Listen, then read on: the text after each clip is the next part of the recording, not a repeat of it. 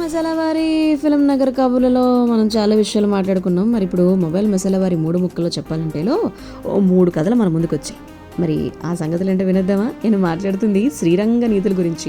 సుహాస్, కార్తీక్ రత్నం, విరాజ్ అశ్విన్ వీళ్ళ ముగ్గురు కథలు ఎలా ఉన్నాయో తెలుసుకుందాం. ముందుగా మొదటి మాట కథ. 3 కథలు చెప్పాను కదా. సో ఫస్ట్ ఏంటంటే టెక్నీషియన్గా వర్క్ చేసుకుంటూ బస్తీలో జీవితం కొనసాగిస్తున్నటువంటి శివకి ఫ్లెక్సీలు అంటే పిచ్చి. మరి ఫ్లెక్సీలు తెచ్చినటువంటి తంటాలు, బాధలు, కష్టాలు, ఇష్టాలు అన్నీ చూసేయచ్చు.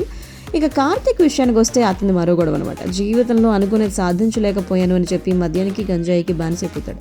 తన కొడుకు మారితే చూడాలనుకున్న తండ్రికి అంతలోనే మరో తలనొప్పి.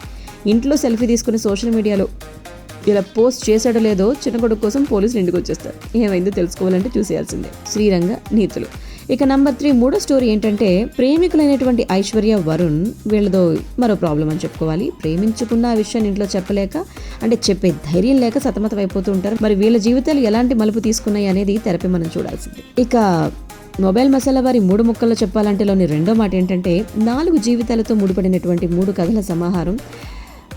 కాస్త అసంపూర్ణం అనిపించేలా కథలు, ఎలాంటి లక్ష్యం లేనటువంటి పాత్రలతో ఆంథాలజీ అని చెప్పాలి దీన్ని, ఈ కథని.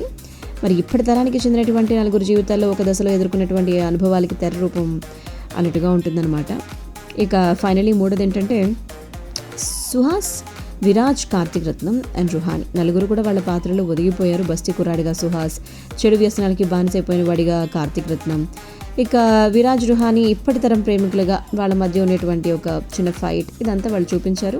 సో యాక్టర్స్ అక్కడక్కడ కొంచెం నవ్వులు బాగుంటాయి, బట్ తెలిసిన కాలం చెలిపినటువంటి కథలని చెప్పుకోవాలి. బట్ ఇలాంటి కథలంటే ఇష్టపడేటువంటి వాళ్ళ కోసం శ్రీరంగ నీతులు థియేటర్స్లోనే ఉంది.